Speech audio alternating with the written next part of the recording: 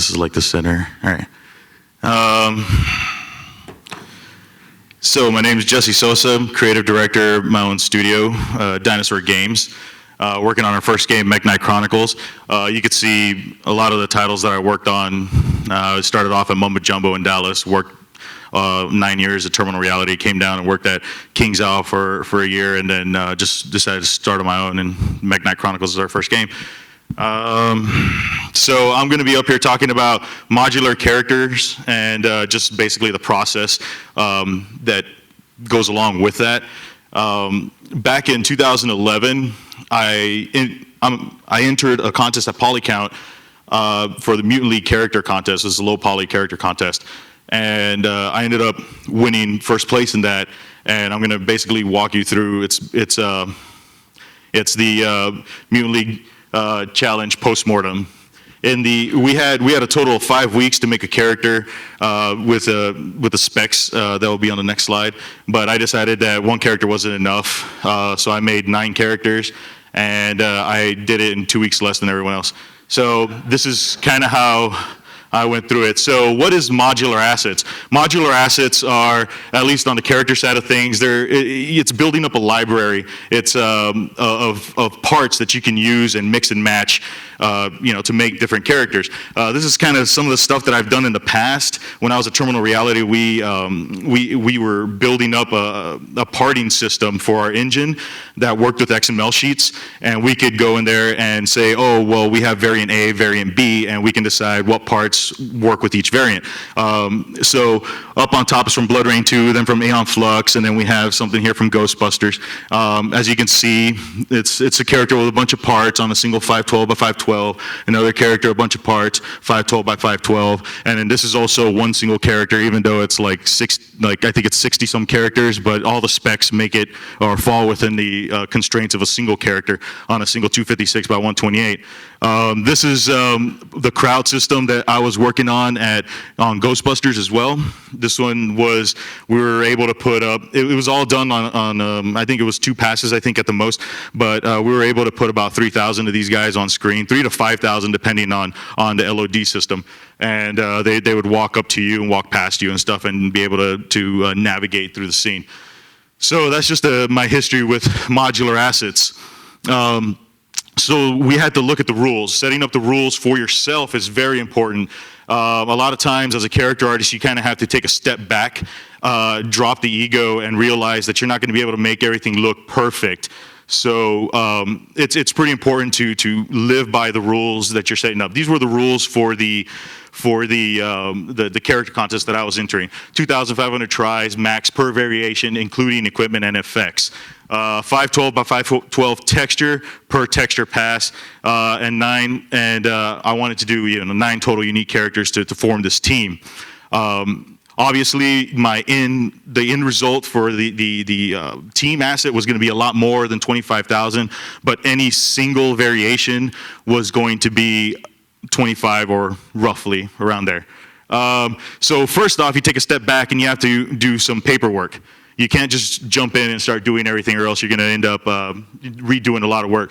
So this is just identifying the parts. I have to go in there and think. I did a lot of research on little league teams and baseball teams and stuff.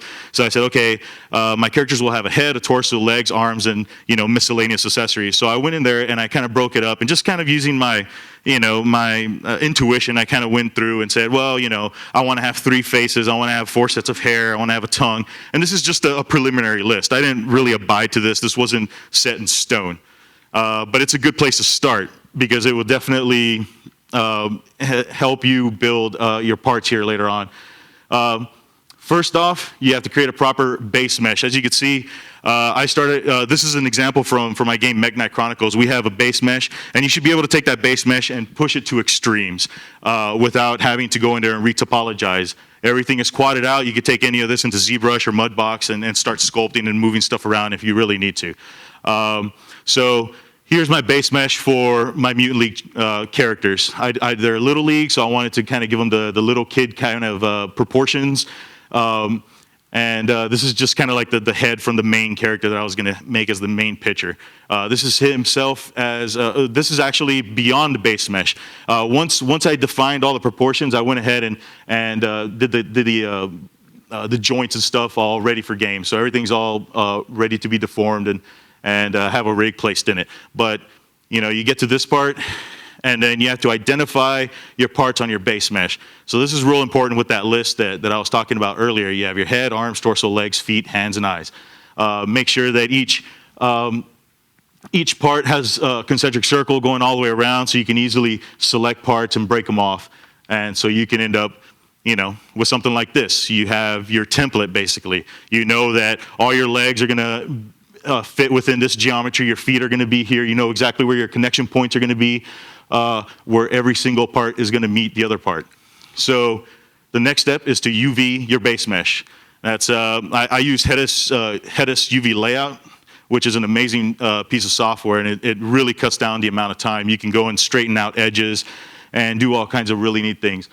So it's real important. This is like, I don't know how many people build base meshes and then end up having to go back and re-UV everything because they forgot to UV stuff. It's just important to UV your base mesh initially.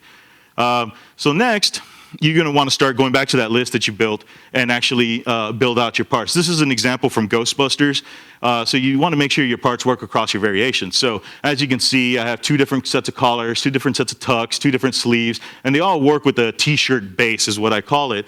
They all connect, the verts all line up exactly where they are. And this is kind of where your artistic ego has to kind of take a step back, because you have to realize that you're not going to be able to make the perfect shirt because you do have constraints.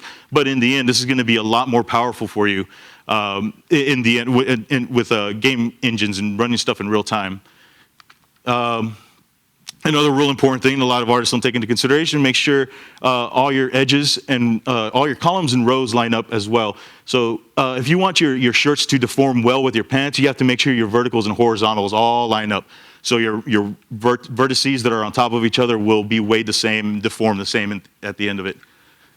So another thing too, keep all your parts pivots at 0, 0, 0. So when you go in there and select everything and right click on the thing, they'll all collapse down to 0, 0, 0.